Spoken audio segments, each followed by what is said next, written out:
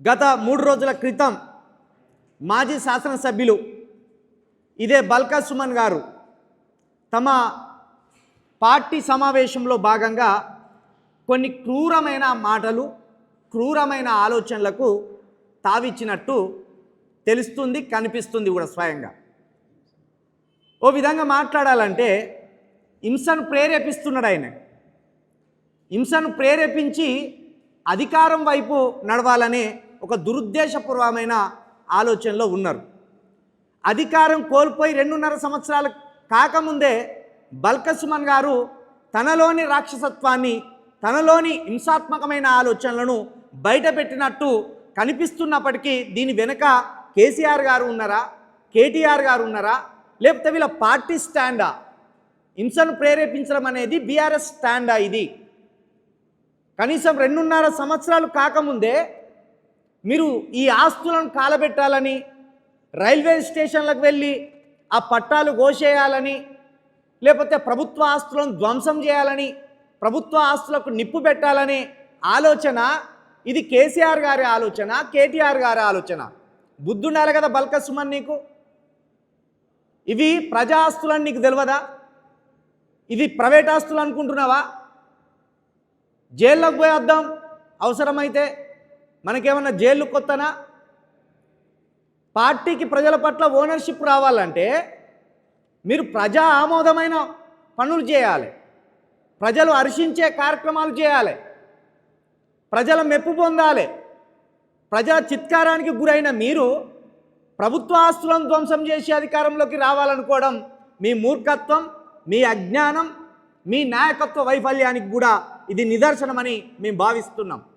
ఖచ్చితంగా బల్కా సుమన్ మాటల వెనుక కేటీఆర్ గారి హింసాత్మకమైన ఆలోచన ఉన్నదని మేము తెలంగాణ రక్షణ సేన తరపున భావిస్తున్నాం. బల్కా సుమన్, ఇప్పటికే నువ్వు 2-3 సార్లు జైలుకి వెళ్ళినావు. మరి ఇప్పుడు మళ్ళా ప్రభుత్వ ఆస్తులు కాలబెట్టి కూడా మేము జైలుకు వెళ్ళడానికి సిద్ధంగా ఉన్నామంటున్నాం. ముందు ఈ ఆస్తులు కేటీఆర్ కాలబెట్టి చూపించాలి. ఎందుకంటే ఇవి నీ నోటి నుండి వచ్చినప్పటికీ కూడా ఇది కేటీఆర్ మాటలుగానే, కేసీఆర్ గారి మాటలుగానే మేము భావిస్తున్నాం.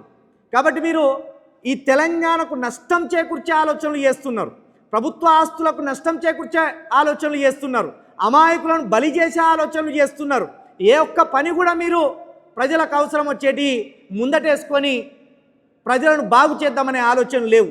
దీన్ని బట్టే అర్థమవుతున్నది మీ చేతికి అధికారం వస్తే మీరు ఎంత విచ్చలవిడిగా, ఎంత క్రూరంగా, ఎంత హింసాత్మకమైన పరిపాలన చేస్తారనేది కూడా అర్థమవుతున్నది. ఇప్పటికే మిమ్మల్ని గద్దె దించిళ్ళు, ఇక ముందు కూడా మిమ్మల్ని మళ్ళీ గద్దెక్కించే అవకాశం లేదు.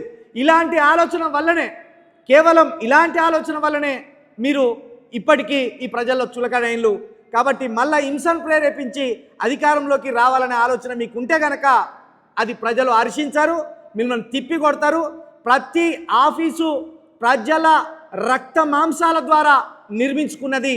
అది ఈ జిఎం ఆఫీసులు కావచ్చు, లేకపోతే రైల్వే స్టేషన్లు కావచ్చు, ప్రభుత్వ కార్యాలయాలు కావచ్చు, ఇది మీ బీఆర్ఎస్ పార్టీకి సంబంధించిన ఆస్తులు కాదు. ఇది ప్రజల అవసరాల నిమిత్తం ప్రజల నుండి వచ్చే పన్నుల ద్వారా నిర్మించడం అనేది గుర్తుపెట్టుకోవాలి. ఇంకొకసారి సోయిలో ఉండి మాట్లాడు, తాగొచ్చినట్టు మాట్లాడొద్దు, ఇష్టానుసారంగా మాట్లాడొద్దు. ప్రజల మధ్యలో ఉన్నప్పుడు బాధ్యతాయుతంగా మాట్లాడడం నేర్చుకో. దీన్ని బట్టి నీ నాయకత్వ లోపమా, నీలో ఉన్న హింసాత్మకమైన ఆలోచనలకు ఈ మాటలు ప్రతిరూపమా అనేది కూడా మేము భావిస్తున్నాం. దీన్ని మరొకసారి మేము ఖండిస్తున్నాం. అదేవిధంగా బల్కా సుమన్ గారు మాట్లాడిన ప్రతి మాటకి కూడా కేసీఆర్ గారు, కేటీఆర్ గారు మీరు క్షమాపణ చెప్పాలి. ఇలాంటి మూర్ఖులకు తెలంగాణలో అవకాశం ఇవ్వకుండా ప్రజలు తరిమి కొట్టాలని మేము కోరుకుంటూ, జై తెలంగాణ, జై టీఆర్ఎస్, జై కవితమ్మ.